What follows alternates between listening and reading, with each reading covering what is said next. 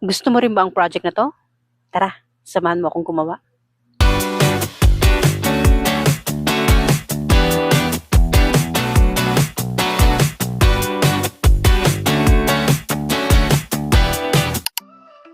Para sa project na 'to, kailangan natin ng tatlong kulay ng fuzzy wire.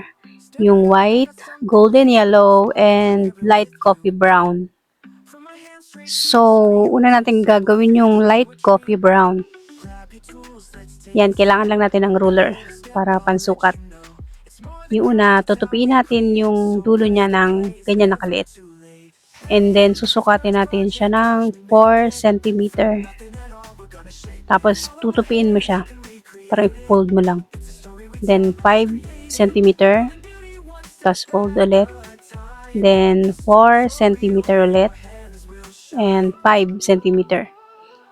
Yan yung sukat ng ating biscuit na pinaka-graham. Tapos, ito, ititwist lang natin para mag-lock. Then, yung maliit na part, ipapasok natin para matago siya mamaya. Tapos, ito, i-make sure mo lang yan. Pointy. Tapos, yung mahabang part naman is parang ipapatong mo siyang ganyan. Yan, tingnan nyo lang. Tapos, ika-cut natin. Bali, itong may cut, yan yung sa loob na part. Tapos, kunin natin yung next na fuzzy wire natin. Oh, mali. sorry. Ayan. So, ganon. Tutupiin mo lang. Okay lang yun sa loob. Yung simula niya. Matatago naman kasi yun. So, kapag nagganito kayo, i-make sure nyo lang na yung mga last yung sa dulo, nandito siya sa loob. Yan, pag pinutol mo. Sa loob. Yan. So, okay lang yan kasi didikitan naman yan mamaya. Hindi na makikita yan. And then, for the tip, kapag ginagawa nyo to, kontrolin nyo lang yung kontrolin nyo lang yung force na binibigay nyo. Kalma. Kasi, nadideform, nawawala siya sa hugis niya. Kapag masyadong madiin or nahihila nyo. And, ayan, pupunuin nyo lang yung ginawa nating skeleton kanina. Skeleton. Basta yan. Tapos, yung dulo niya, ipa-flat nyo lang. Pati yung pinaka-katawan niya. Flat nyo lang, medyo flat para maganda. So, ayan. Kailangan natin ng 2 light coffee brown. Tapos, next naman yung white. Same process lang ng ginawa natin dun sa light coffee brown. So, kung medyo nalalakyan kayo sa size ng keychain na to, pwede nyo namang baguhin yung size. Preference ko lang yun kanina. Sarili ko lang yan. And yan, kailangan natin ng 2 white and 2 light coffee brown. Then, para naman dun sa pinaka mango toppings. Hinati ko lang yung isang fuzzy wire and then pinold ko siya sa gitna. Yan. Tapos, parang kasukat ng thumb, siguro mga 1 inch to. Ganyan. Tinwist ko lang.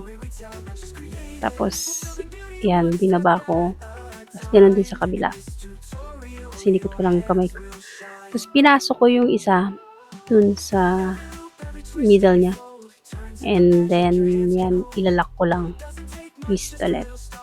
Tapos, pinutol ko. And then, pinold ko siya papasok sa loob. Para hindi siya makita. Yan yung pinaka-ilalim.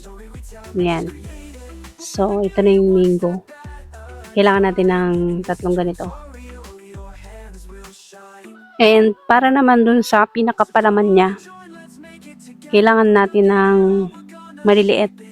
So, ito pwede na yung mga tira-tira kung meron kayo. I-fold nyo lang siya sa gitna.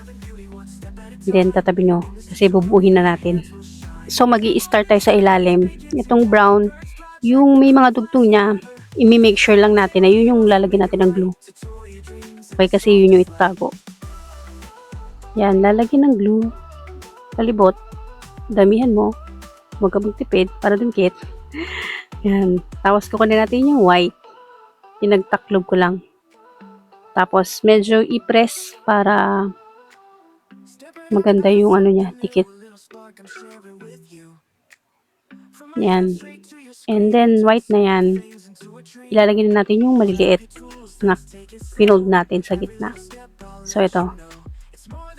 Ang ginagawa ko dito is yung mga pinaka naka-fold niya. Yun yung nilalabas ko para magmukhang manggat talaga.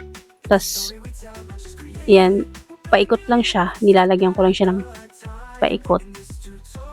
Yan o. Para yun yung makita. Then, ganun lang. Paikot nga eh. So, ayan, lagyan yung paikot. Tapos, dito naman sa middle, ganito lang yung ginagawa ko. Parang tinutupi-tupi ko lang zigzag para magkaroon siya ng palaman. Para pag dinikit, hindi naman siya iimpis. Alam mo yun, flat. Flat lang siya pag nilagay nyo yung isang part. So, ayan. Next na kailangan natin yung light coffee brown ulit. Tapos, ididikit lang natin. Tapos, didiin na ng konti. Tapos, white naman. Yan. Yan yung parang pinaka-cream sa ibabaw. And then, yung toppings natin na mango. Mango slice. Yan. Lagyan nyo na lang ng keychain ring and ito na. Ang cute. Diba?